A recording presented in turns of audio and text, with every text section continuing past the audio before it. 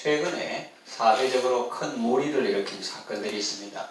JMS 성폭행 사건, 또 코로나 확산 사건, 그리고 좀 전에 그 전에 세월호 침몰 같은 사건들입니다. 이런 사건들의 배후에는 이단 사이비 종교 집단이 연루되어 있습니다. 후원파가 연루되어 있고 신천지, 또 JMS 교파 이런 단체들이 연루되어 있는데 여러분들도 방송에서 보고 들어서 이미 익히 알고 있을 것입니다. 교주들의 부도덕한 사생활이나 그 종교인들의 집단 이기주의적이고 몰상식한 행동으로 말미암아 많은 사람들이 피해를 보고 어려움을 당한 경우들이죠. 청소년이 가출하고 부모와 인연을 끊고 가정이 파괴됩니다. 일반 사람들은 그 이단 사이비인지 아니면 정통 교회인지 구별하지 않습니다. 같은 기독교로 알고 사잡아서 비난합니다. 그 이단들의 특징은 기성교회를 비판합니다. 다 바벨론 교회다, 썩었다 그렇게 하고 또 자기들의 우월성을 강조한다는 것입니다. 자기들만이 참 진리를 가졌고 자기들만이 참 진리를 깨달았다 하는 것입니다. 그런데 여러분 정말 그럴까요? 그렇게 세뇌된 사람들 눈에는 그렇게 보이겠지만 일반 사람들의 눈에는 그들이 말하는 진리라는 것은 아주 허황된 말로 보입니다. 성경을 아전인수격으로 해석하고 함부로 풀어서 그것이 마치 독창적인 진리인 양 자랑하고 있습니다. 사람을 살리고 가정을 세우고 사회를 건강하게 하는 것이 아니라 사람을 황폐하게 만들고 가정을 파괴하고 사회에 해악을 끼치는 집단들입니다. 그런가 하면 정말로 사람을 살리고 가정을 세우고 사회를 건강하게 하는 좋은 교회도 많이 있습니다. 어렵고 힘든 시기에 사람들에게 하나님의 복음을 전해서 그 마음에 힘을 주고 또 위로를 주고 사랑으로 함께하는 교회들이죠. 교인들에게 소망을 줍니다. 또 이웃 교회나 어려움 당한 교회를 돕는 일에 힘씁니다. 그래서 마을 주민들이나 예수님을 안 믿는 사람들에게까지 칭송을 받는 교회죠. 그 예는 멀리 갈 것 없이 바로 사도행전에 나오는 교회들의 모습에서 찾을 수 있습니다. 사도행전 2장에 보면 성령 받은 신약교회 성도들은 서로 사랑합니다. 어려운 사람 구제합니다. 열심히 기도합니다. 성도들 가운데 어려운 사람들을 돕는 공동체였습니다. 또 과부와 가난한 자들을 구제하는 교회였습니다. 그래서 사람들에게 칭송받는 교회였습니다. 교회가 그렇게 할 때 주께서 구원받는 사람들을 날마다 더하게 하셨습니다. 우리나라에 복음이 전해지던 초창기에도 그랬습니다. 그리스도인들은 역병이 창궐하던 시대에도 사람들이 몸살이고 죽어나가던 그런 시대에도 사랑과 섬김의 삶을 살았습니다. 또 독립선언문에 서명한 민족대표 33인이라는 사람들 중에 절반이 기독교인이었습니다. 또 임시정부 주석을 지냈던 김구 선생은 경찰서 10개 세우는 것보다 교회 하나 세우는 것이 더 낫다는 말도 했다고 합니다. 일제강점기 때 우리 민족이 벌인 금연금주운동, 절제운동, 국채보상운동 등과 같은 애국운동들의 배후에는 언제나 기독교가 있었습니다. 그때 교회는 민족의 소망이었고 그리스도인은 신실함의 대명사였습니다. 그때는 교회 수도 적고 믿는 사람들의 수도 적었지만 사회에서 빛과 소금의 역할을 했습니다. 그런데 지금은 그때보다 교회 수도 많고 믿는 사람들의 수도 많다고 자랑하지만 오히려 사회에 지탄을 받고 있는 모습입니다. 어떤 사람은 이렇게 생각하고 말할지도 모릅니다. 내게는 하나님의 평가가 중요하다. 다 필요 없고 나는 사람들의 이목이나 사회의 여론 따위에는 신경 안 쓴다. 그런 생각을 할 수 있습니다. 물론 하나님의 평가와 사회의 평가가 언제나 일치하는 것만은 아니겠죠. 그러니까 기독교에 대한 박해도 있고 순교도 있는 것입니다. 그러나 그렇다고 해서 거기서 있는 사회 여론이나 평가에 귀를 막아도 된다는 말은 아닙니다. 그것은 사람들이, 여론이, 언론이 우리의 신이라서가 아닙니다. 참신이신 하나님께서 그들을 통해서 때로는 우리에게 말씀하시기 때문입니다. 하나님을 사랑하는 것은 사람을 사랑하는 것입니다. 보이지 않는 하나님을 사랑하는 것은 보이는 사람을 사랑하는 것으로 나타나는 것입니다. 이런 말씀은 성경에 많이 나옵니다.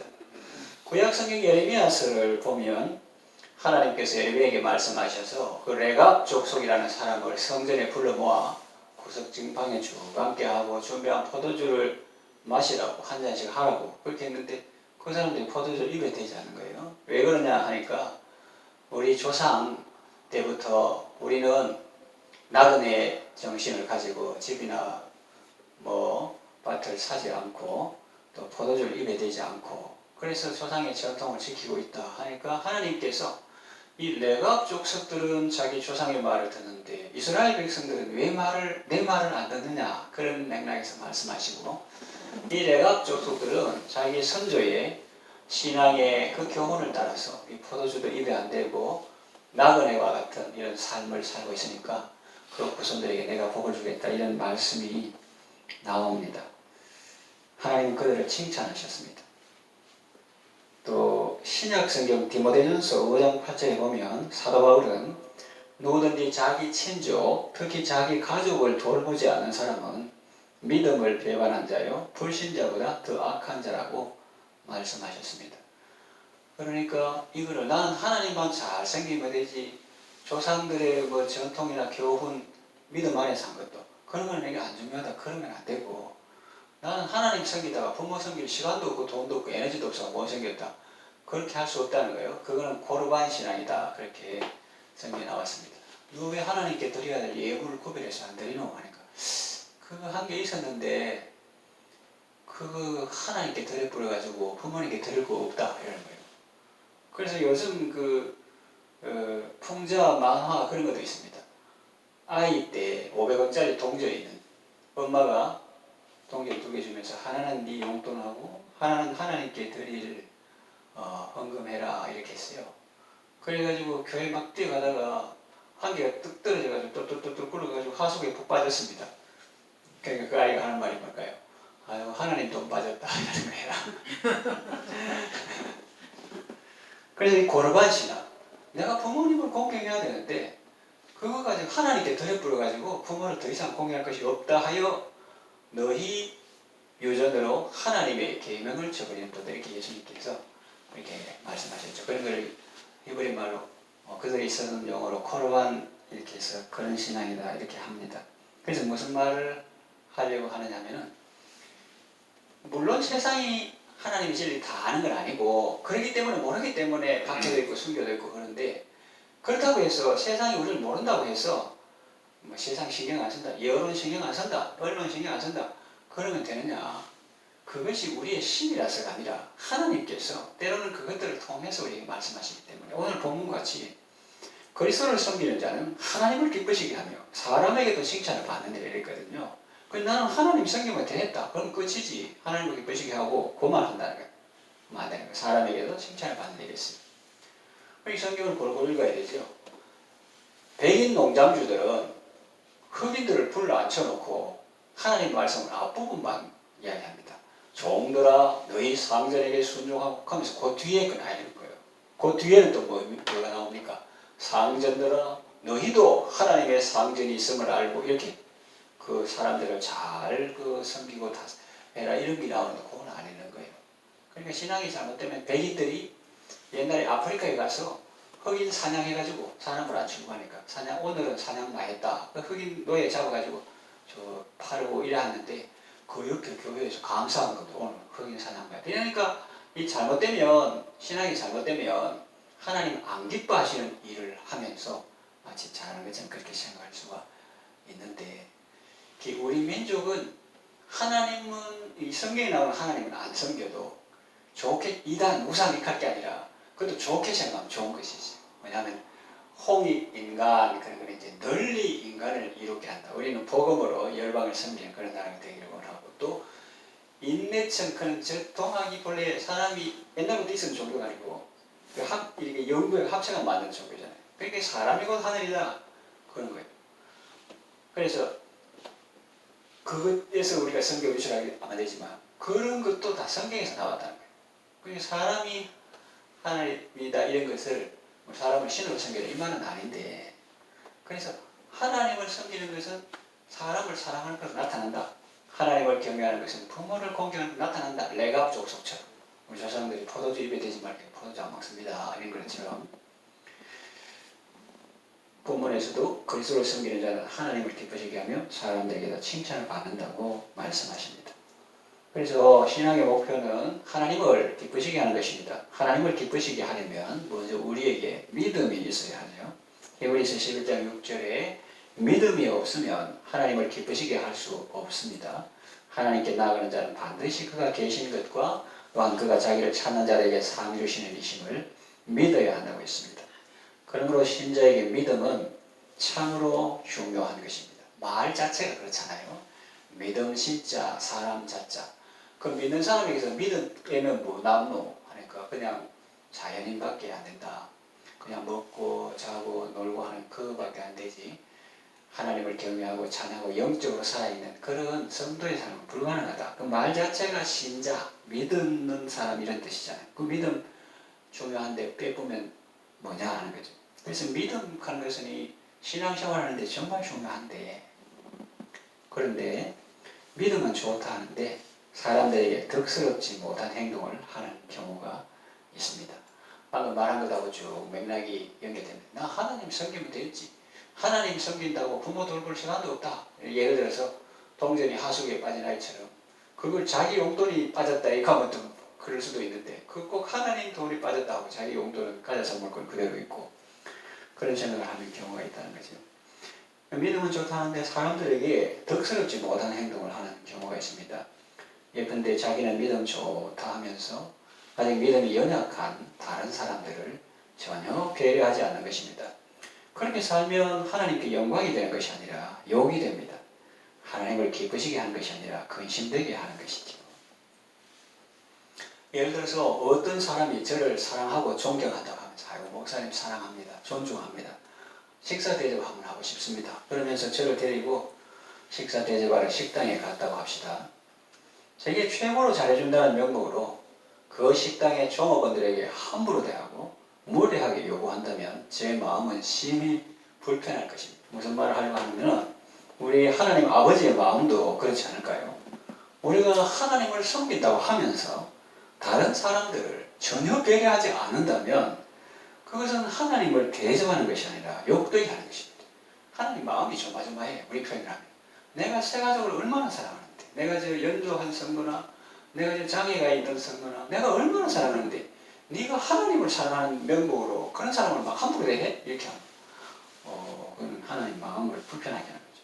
그것은 믿음이 좋은 것이 아니라 아직 성숙하지 못한 증거입니다. 오늘 성경 말씀은 우리에게 참믿음을 소개하고 있습니다. 그것은 하나님을 기쁘시게 하며 사람들에게도 칭찬을 받는 것입니다. 물론 이것은 사람들이 싫어한다고 해서 선을 행하는 것까지 포기하라는 말은 아닙니다. 진리를 포기하라는 것이 아니라 나의 자유를 조금만 제한하면 공동의 선을 이룰 수 있다는 것이죠. 그러니까 차를 좀 이쪽에서 저 홍석은 동네, 우리 동네 말고 저 시내 같으면 대놓고 교회까지 한 5분, 10분 걸어서 간다든지 하여튼 마음에 안정된 그런, 그러니까 우리도 안전한 곳에 주차합시다. 왜냐? 그 예배도 잘 되어 있습니다. 집중하게 있습니다. 그래서 주일 예배의 성공은 주일 있지 않고 엿새 동안 자기 할 일을 다 해놓는 거예요. 전화 올 것도 미리 다 일해놓고, 그리고 주일 주일 토요일 전까지 엿새 동안 다 하는 거고, 그것이 주일 준비지.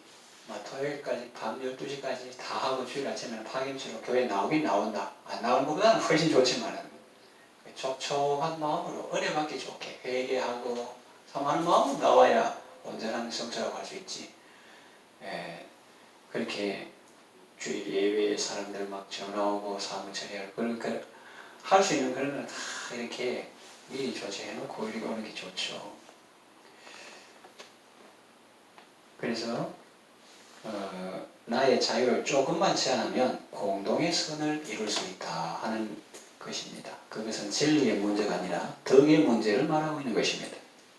하나님의 나라는 지난 시간에 말씀드린 바와 같이 먹는 것과 마시는 것이 아닙니다. 하나님의 나라는 성령님 안에 있는 의와 평강과 희락입니다. 그러니까 먹는 것 좀 양보하면 어떻습니까? 마시는 것 좀 절제하면 어떻습니까? 음식보다 생명이 더 중요하지 않습니까? 비본질적인 것에 집착하지 말고 본질적인 것을 굳게 잡아야 합니다. 성경에도 잠언에도 그런 게 있잖아요. 매일 고기를 먹으면서 다투는 것보다 채소를 먹으며 서로 사랑하는 것이 낫다. 그렇게 했어요. 과학에서도 감사하는 마음으로 먹으면 살이 되고 피가 되고 하지만 아무리 좋은 것도 독한 마음으로 먹으면 소화도 잘 안 되고 그러니까 어떤 사람은 화났을 때는 음식 먹는 걸 좀 자제하고 화해하고 좋을 때 먹을 때 그게 피가 되고 살 되고 흡수가 잘 되지 그런 생각을 하는 거죠. 말씀을 정리해 마치면 무엇을 먹고 무엇을 못 먹느냐 보다 더 중요한 것은 내가 성령 안에 거하는 것입니다. 성령님 안에 의와 평강과 희락이 있는 것입니다. 참 믿음은 어떤 믿음이냐? 그것은 형제를 배려하는 믿음입니다. 그래서 참 믿음으로 하나님을 기쁘시게 하고 또 사람을 행복하게 하며 자신도 구원받는 아름답고 복된 삶을 사시기를 바랍니다.